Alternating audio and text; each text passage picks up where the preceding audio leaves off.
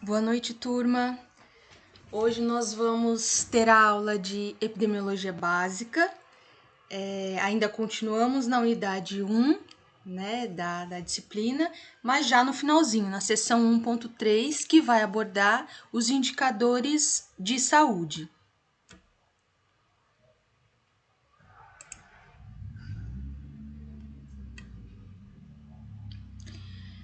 Bom, como nós combinamos, não é?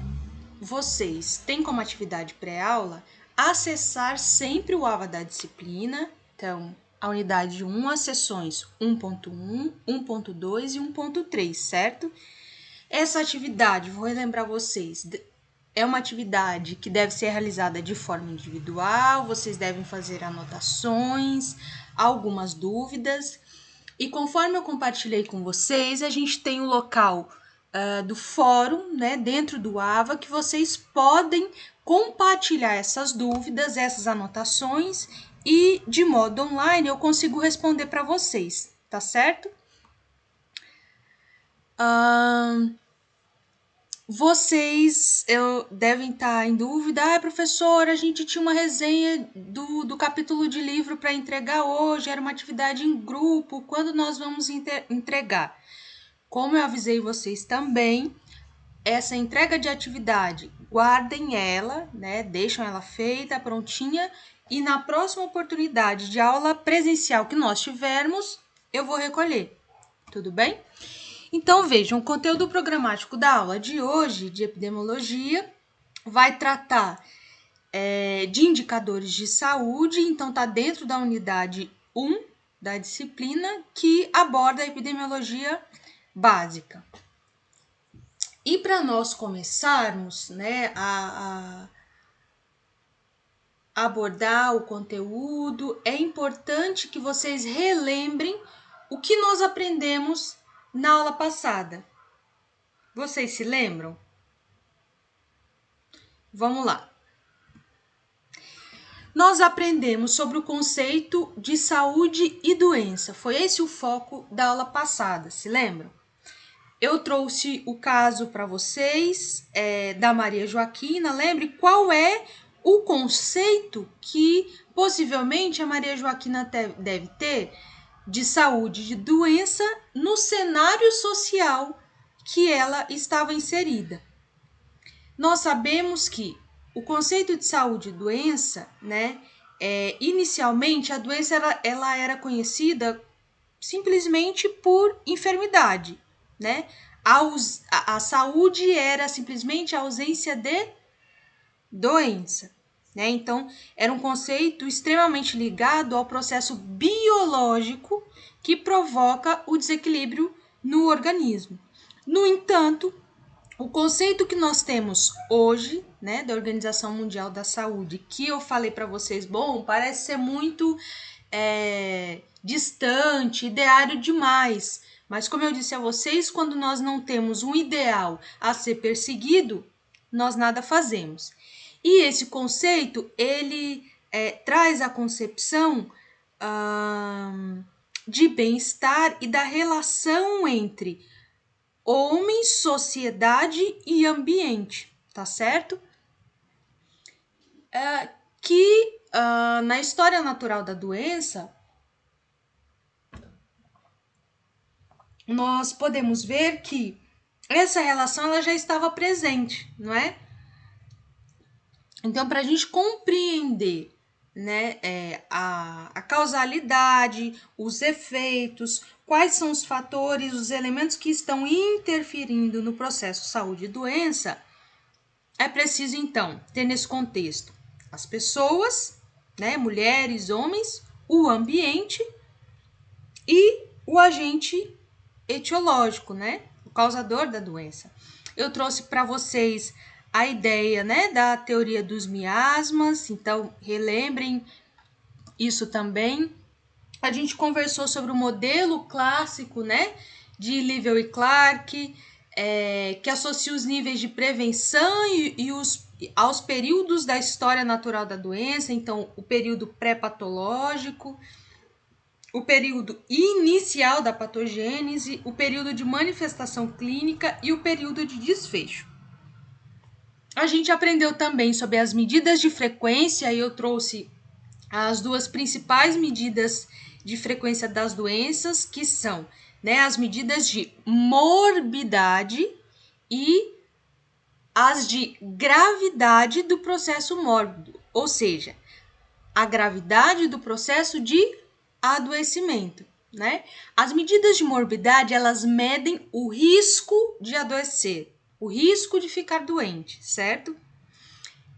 Essas medidas, elas são mais sensíveis à mudança, né, a curto prazo, e elas possibilitam conhecer a ocorrência ou não de alguns danos à saúde. Já as medidas de gravidade do processo de adoecimento quantifica o tipo de agravo à doença, as complicações e os efeitos indesejáveis que podem causar à saúde, além do grau de comprometimento, né, morfofuncional do nosso corpo, ou seja, o quanto o nosso corpo ele vai estar comprometido ao contrair essa doença, né? E aí, para estimar a gravidade de uma doença, né, e do que ela pode causar para a gente, é adotada então uma escala de risco. Eu trouxe o exemplo do coronavírus que nós estamos vivendo atualmente. E aí eu adentro na nossa aula de hoje, que vai falar sobre os indicadores de saúde. E aí eu trago algumas questões disparadoras e esse gráfico que vocês devem ter visto já na internet sobre o coronavírus. Então veja, agora que a gente já conhece a importância da epidemiologia, né, para os profissionais de saúde, para que eles façam prevenção, construam medidas de intervenção, investiguem doenças e direcionem as suas intervenções, eu faço a seguinte pergunta.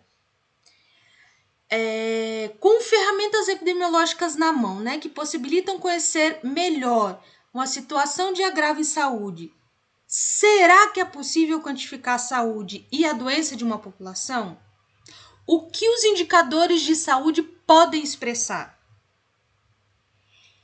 É através disso que é possível traçar essa curva epidemiológica, né? Por exemplo, ao tratar o pico da epidemia do coronavírus, né? Então, a gente tem o crescimento exponencial de casos, se a gente não tiver medida de controle, então ela tende, né, a aumentar. Se a gente adota medidas de controle, ela reduz o contágio. Claro que isso vai depender também da capacidade do sistema de saúde, né? E aqui embaixo a gente tem, então, o tempo, né? Desde o primeiro caso, os primeiros surgimentos do caso. Então, como é que a gente consegue chegar nesse gráfico, identificar, então, o pico da epidemia, dizer que é necessário, né, intervenção de medidas de controle. A epidemiologia é o conhecimento que nos auxilia nessa construção. Então, as duas perguntas que eu fiz para vocês, né? Será que é possível quantificar a saúde e a doença de uma população? Aqui está uma prova concreta de que é possível, sim. E o que os indicadores de saúde podem expressar? Bom, então a partir de agora a gente vai ver quais são esses indicadores, quais são os principais indicadores de saúde e qual é a finalidade, o objetivo de cada um deles, né? O que eles investigam, no que eles baseiam, né? Se baseiam na descrição epidemiológica de um evento, que orientações é possível fornecer para elaborar diagnósticos coletivos de saúde. São exemplos de indicadores de saúde: indicadores de mortalidade, indicadores de morbidade, indicadores sociais e indicadores demográficos. Vamos conhecer cada um deles? Vamos lá. Os indicadores de mortalidade são os mais utilizados no conhecimento sobre o nível de mortalidade de uma população, ou seja, o quanto é provável, o quanto a gente pode estimar ou fazer inferências sobre a morte de determinada população, tomando como dado as condições de saúde dessa determinada população. Então, a partir da análise da condição de saúde da população, a gente pode inferir, fazer inferências estimativas sobre as causas de morte, por exemplo, de uma população. Tá? Vou dar um exemplo. Bom, dizer que a população brasileira morre com 80 anos. Como é que a gente pode dizer isso? Através, né, de um indicador de mortalidade. A população brasileira está morrendo por câncer de pulmão. A gente só sabe, só consegue, né, dizer isso através da construção, né, da análise do cálculo de um indicador de mortalidade, certo? O indicador de mortalidade, então, vai avaliar, né, vai investigar sobre a distribuição de óbitos que permite identificar os grupos da comunidade mais afetados por determinados agravos. O câncer, por exemplo.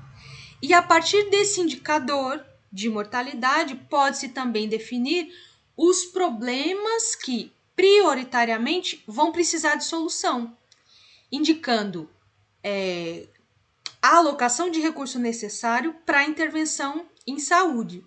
Lembra do caso da curva do coronavírus que eu acabei de mostrar para vocês? Os indicadores de mortalidade também é uma ferramenta muito utilizada por gestores e profissionais de muitas áreas do conhecimento, principalmente da saúde, certo? A vigilância epidemiológica, por exemplo,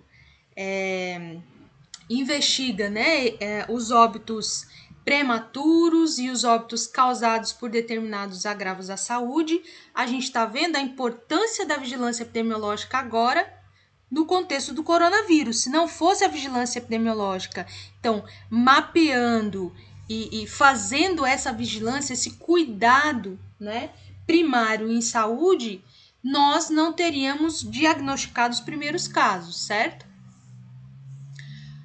Bom, então ela utiliza os indicadores de mortalidade, ela utiliza essas informações, né, sobre óbitos prematuros e os óbitos causados por alguns agravos de saúde. Ela utiliza essa informação para que ela consiga, de fato, traçar análises que evitam a morte e assim prolongue a vida das pessoas, né? Vou dar um exemplo concreto para vocês. Então, dizer, olha, o tabaco, né, as pessoas fumarem em ambientes fechados pode causar a morte prematura das pessoas, não é? Que elas morrem mais cedo. Isso é um dado, um indicador de mortalidade, certo? E que aí, diante dessa situação, a gente pode, então, que é exatamente o que foi criado, né? Proibir as pessoas fumarem, né, em lugar fechado, tentando evitar, então, a morte de pessoas e prolongar a vida delas, dentre outras medidas.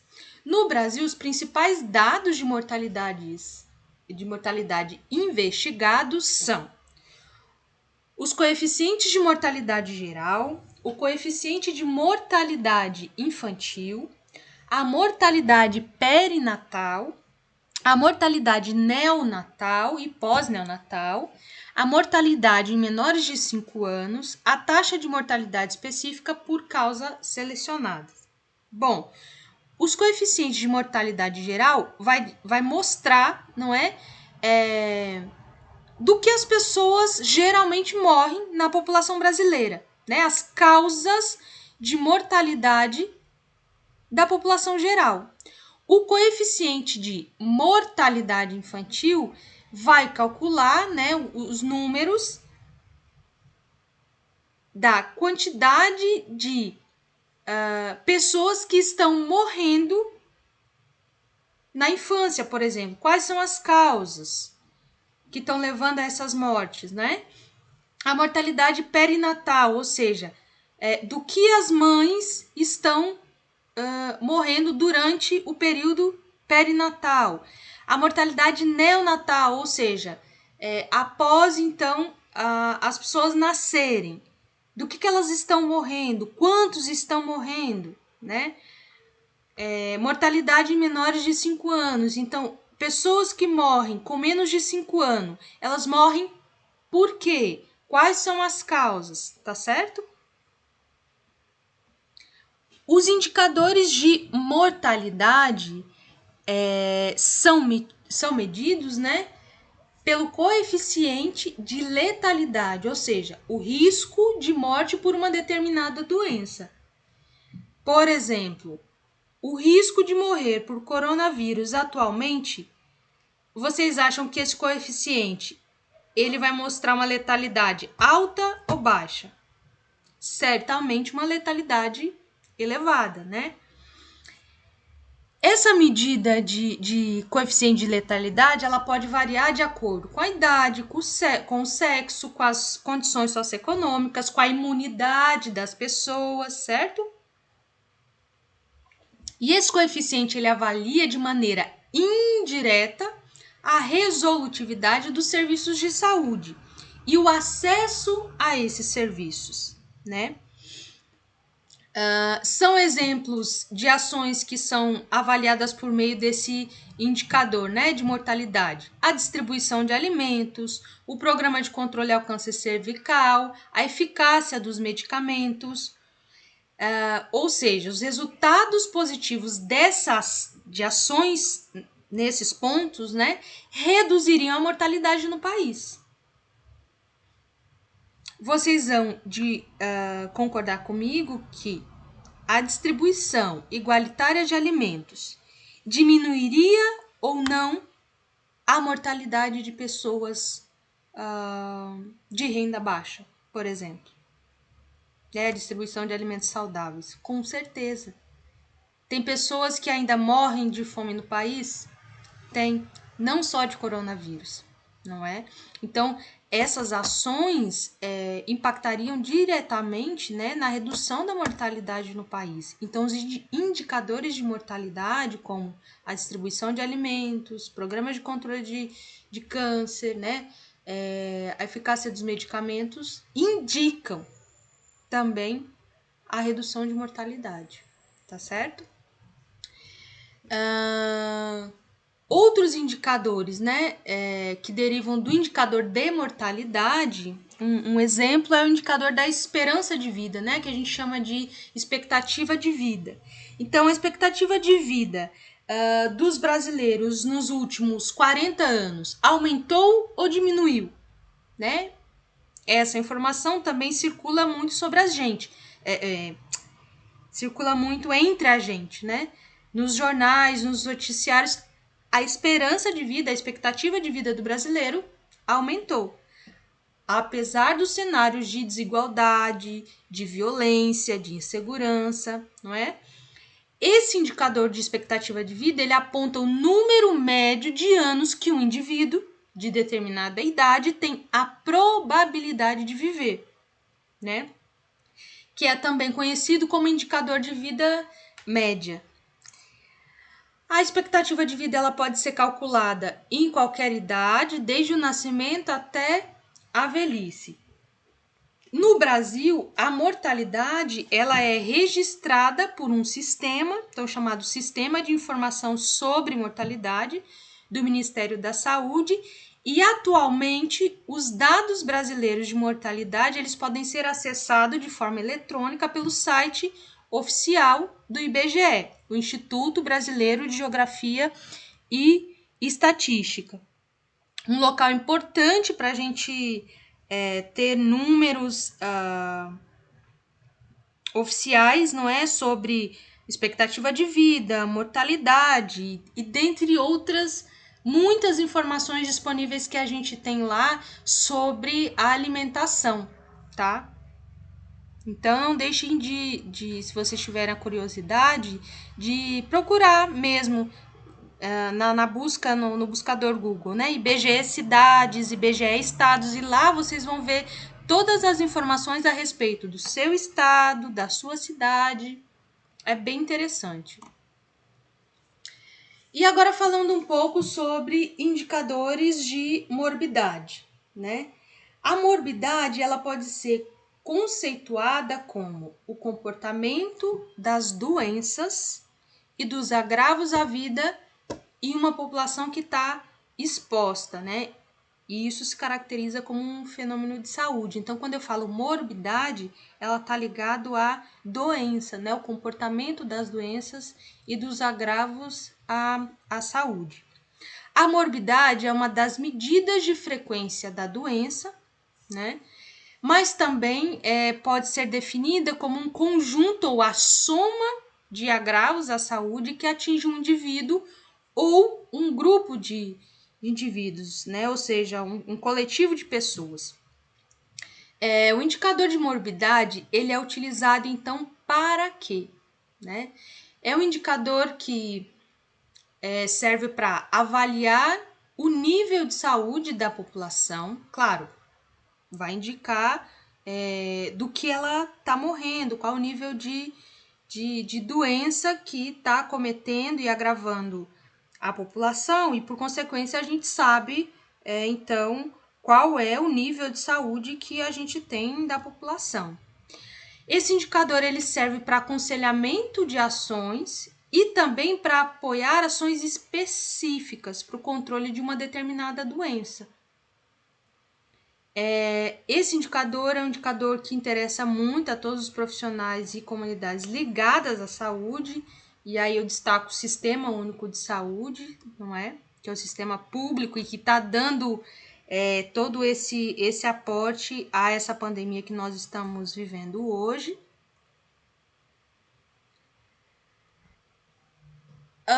E quando a gente tem uma necessidade de expressar quantitativamente a morbidade, ou seja, o que está causando doença na população, né? Nesse caso, quando a gente precisa expressar quantitativamente a morbidade, aplica-se índices e coeficientes de morbidade de acordo com o objetivo que a gente quer atingir, né? Outro critério para a gente escolher a melhor medida de morbidade é a gente analisar a função da natureza da doença e a quantidade de dados disponíveis. Por exemplo, a natureza que tem agora essa pandemia. A gente sabe que ela é de rápida disseminação, que ela é de rápido contágio. Então, para a gente calcular os índices ou coeficientes de morbidade do coronavírus, a gente tem que considerar o contexto atual da função, né, da natureza dessa doença.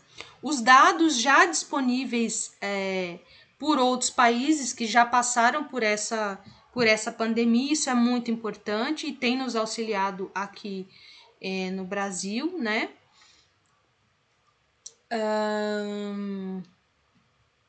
E uma questão importante é considerar que antes da aplicação do coeficiente de morbidade, a população que vai ser estudada, ela deve conter indivíduos que são membros dela, né, que possuem chances iguais de ser examinado ou de ter sido examinado. Por isso, naquela curva que a gente tem lá do coronavírus, vamos voltar lá. Aqui está a capacidade do sistema de saúde em dar conta, não é, dessa morbidade que está surgindo, certo? Deixa eu voltar aqui.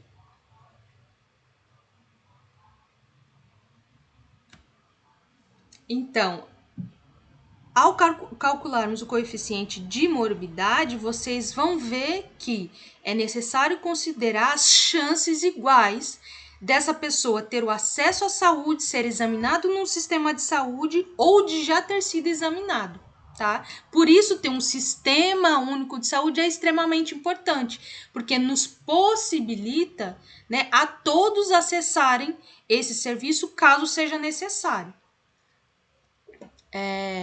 Existem 2 métodos de aferição da morbidade, que é a morbidade referida e a morbidade diagnosticada. A morbidade referida é quando o indivíduo, né, ele fala como ele auto-percebe que ele foi afetado por aquela doença, por aquilo que ele está sentindo, né?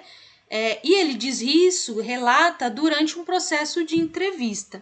Por isso, morbidade referida, né? Ela é referida a partir da autopercepção do indivíduo. A morbidade diagnosticada é constatada pelos profissionais de saúde, por isso ela é diagnosticada, né?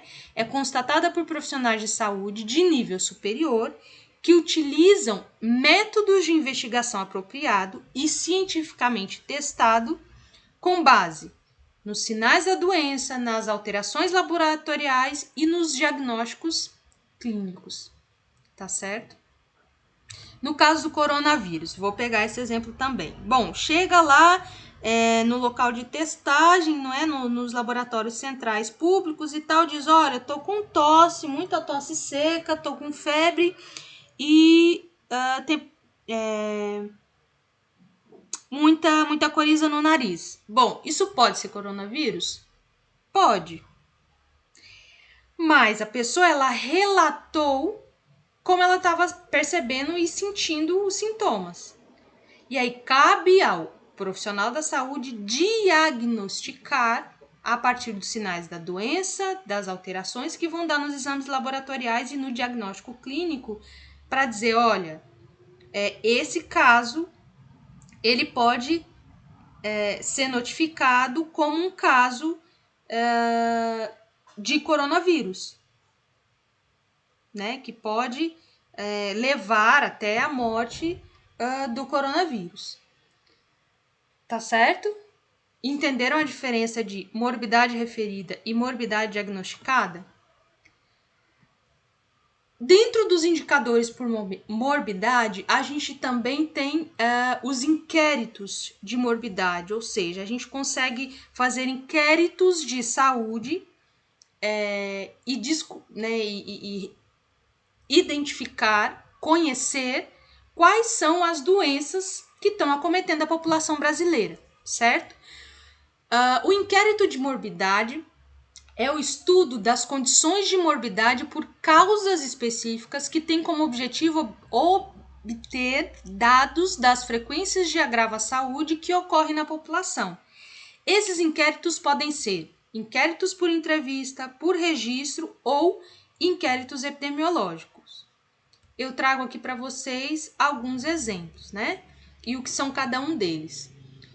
O inquérito por entrevista são aqueles realizados diretamente com o informante, né, que relata a queixa da doença. Eles são feitos com base em uma amostra de população não intencional, ou seja, não são baseados em registro de instituições como hospitais e asilos, muito pelo contrário, a gente acessa diretamente o informante, a pessoa, né? Como limitações desse inquérito? A gente tem, né, então, o tipo de informante, as características dos entrevistados, as características do entrevistador. Esses inquéritos, né, podem sofrer percepções distorcidas do tipo de dano à saúde, ou podem produzir respostas inexatas, podem ser de desinteresse do entrevistado. Então, todas essas são limitações desse modelo de inquérito, tá certo? O inquérito por registro são aqueles inquéritos que normalmente o Instituto Brasileiro de Geografia e Estatística, o IBGE, faz nas nossas casas, né? Eles são chamados de inquéritos institucionais e eles são utilizados para extrair dados referentes à saúde do indivíduo. Ele é contínuo e periódico, não é? Eles podem vir de instituições de saúde do setor público ou privado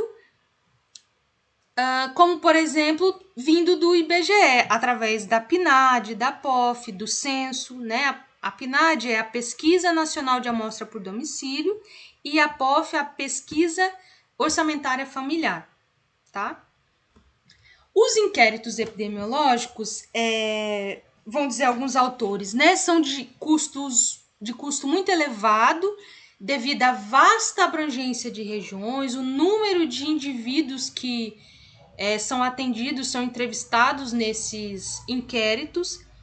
Eles podem ser estudos censitários ou amostrais, né? Porém, em regiões onde os recursos financeiros, né, são escassos, os dados de morbidade coletados eles devem ser um pouco mais simples. Antes de executar, então, um estudo epidemiológico, um inquérito epidemiológico, é importante considerar algumas questões. Por exemplo, a definição da amostra, a preparação do instrumento para a coleta de dados, a padronização da coleta, o processo de análise e interpretação dos dados e o controle da qualidade de dados. Eu trouxe aqui para vocês 2 inquéritos epidemiológicos que acontecem, né, com registro por telefone, que é o Vigitel. Então, as pessoas fazem pesquisas, ligam para as pessoas e perguntam, né, a respeito de saúde delas, enfim, de alimentação, entre outras questões. E o Nutrinet é um estudo que vai iniciar agora em 2020, né? Então é um estudo recente que vai pesquisar nas próximas décadas a situação alimentar da população brasileira, tá certo? E aqui eu trouxe um vídeo, né, para vocês saberem um pouco mais sobre esse inquérito.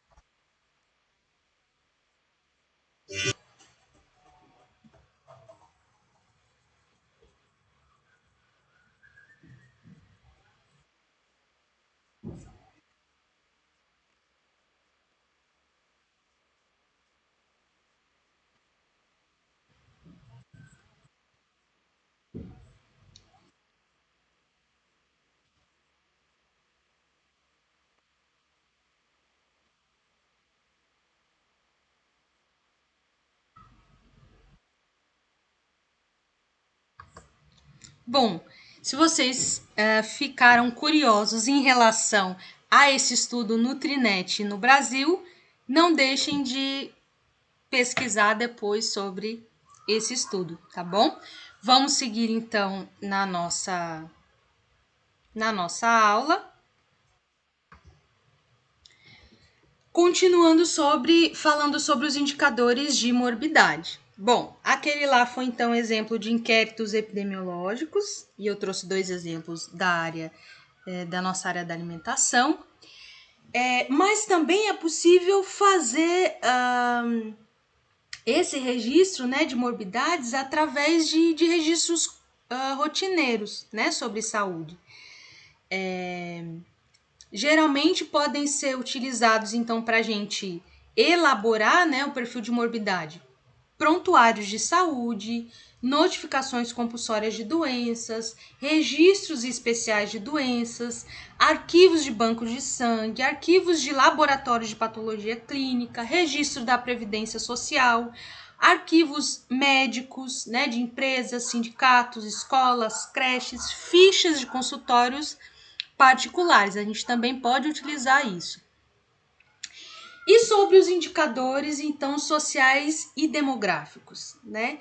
Esses indicadores, eles têm sido estudados em larga escala para avaliar as condições sociais e condições demográficas da população que expressam as necessidades de saúde das populações, né? Eles mostram as condições socioeconômicas que estão relacionadas à saúde, como, por exemplo, renda per capita, distribuição de renda, taxa de analfabetismo, né?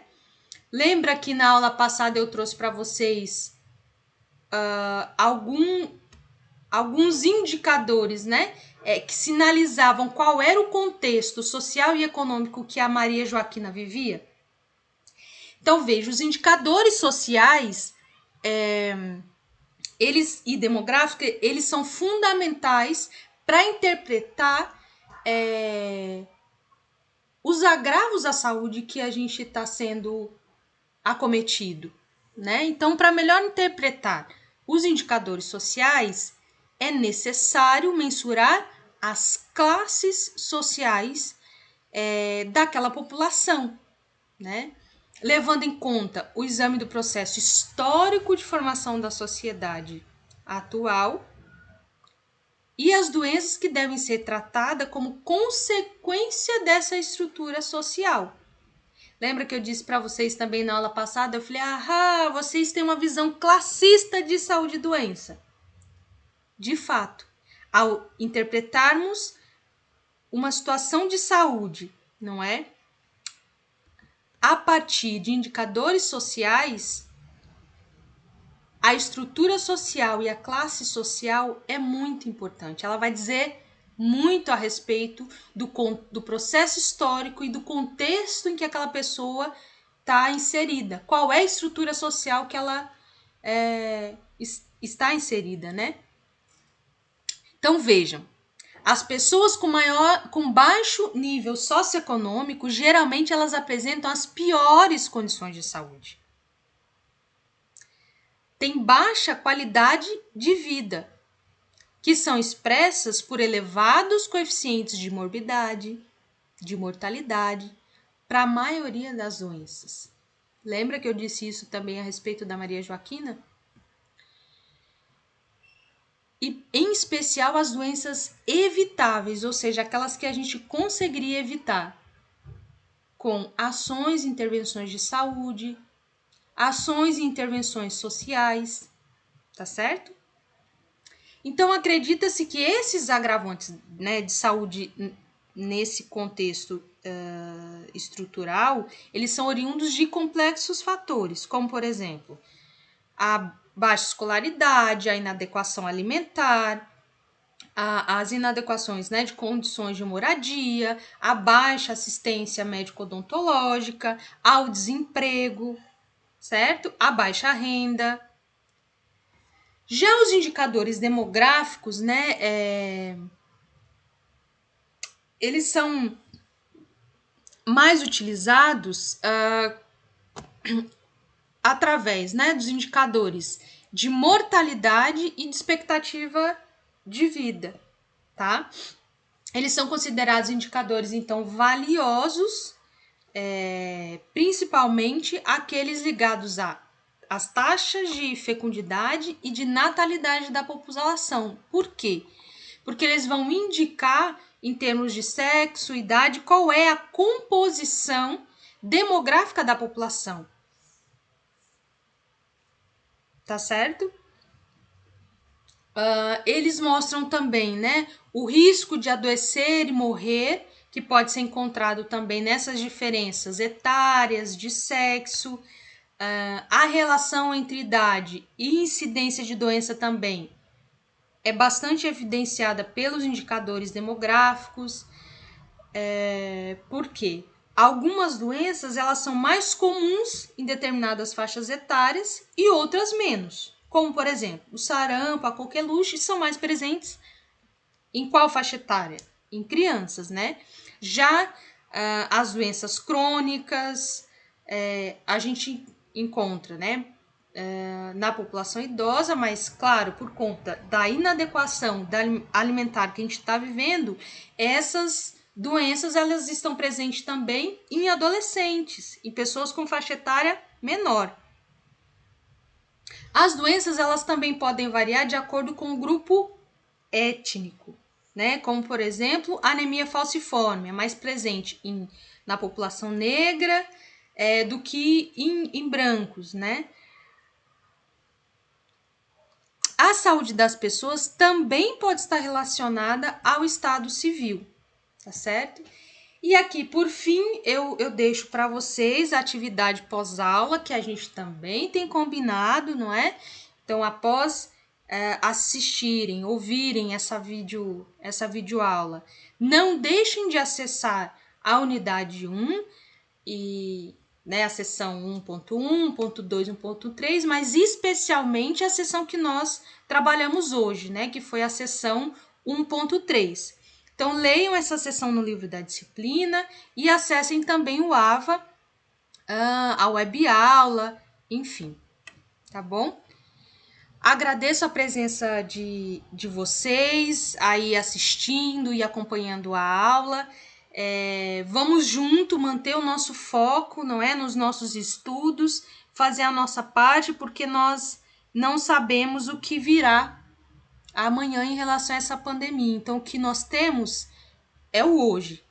Vamos fazer aquilo que é possível ser feito. Então, foquem nos estudos de vocês, se concentrem naquilo que vocês podem fazer de melhor neste momento, tá bom? Um grande abraço, muito obrigada.